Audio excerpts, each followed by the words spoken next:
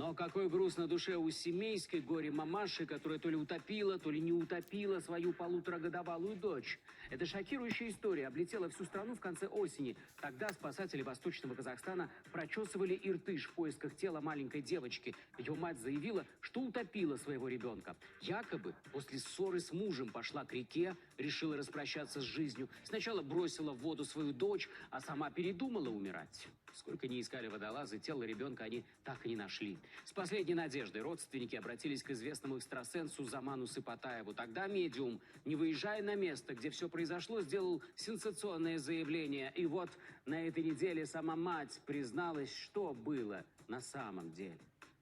Наша невестка Айсулу молчит, ничего не говорит. Говорит, утопила, все утопила, больше ничего не говорит. Но там она на речке 3 места показала. Разные места показала она. Одеяло нашли, то она сухая одеяло. Молчит все время, ничего не говорит нам. Мы ее уговорили, сказали, все, прощаем тебе.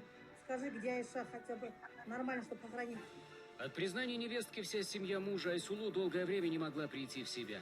Сначала они не верили словам женщины. Отец маленькой Айши до последнего был уверен, что жена прячет дочь, чтобы позлить его.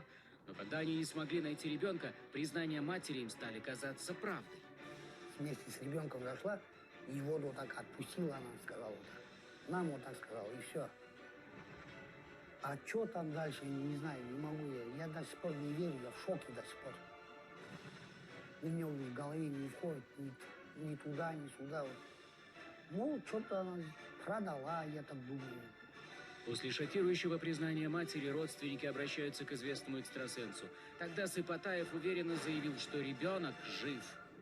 Вот я пытаюсь посмотреть эту ситуацию все, но почему-то все приходит образ сестры Айсулу.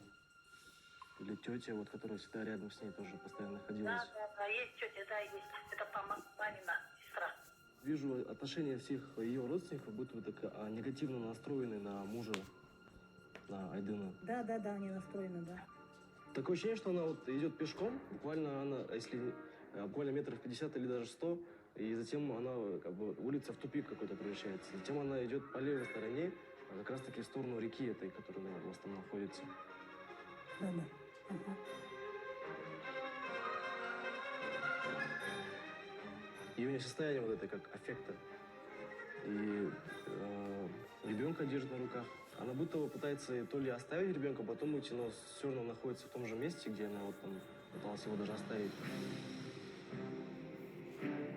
Того, что ребенок именно находится в реке или в воде, такого не ощущаю.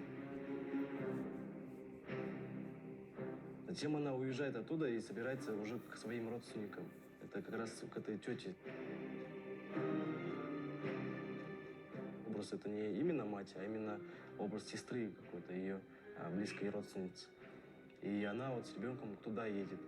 И вот несколько дней назад в этой истории сама мать призналась, что ребенка в реку не бросала. И дочка действительно жива. Она сама сказала нам, что не убивала ребенка. Мы сразу обратились в полицию. И я сообщила им, вот Айсулу говорит, что ребенка не бросала в реку. А следователь нам ответил, что пока нет адвоката и прокурора, без них допрос провести не сможет. Родственника мужа Айсулу теперь говорит, что дочь она оставила. Только вот где, не помнит. К слову, результаты обследования показали, что женщина психически здорова.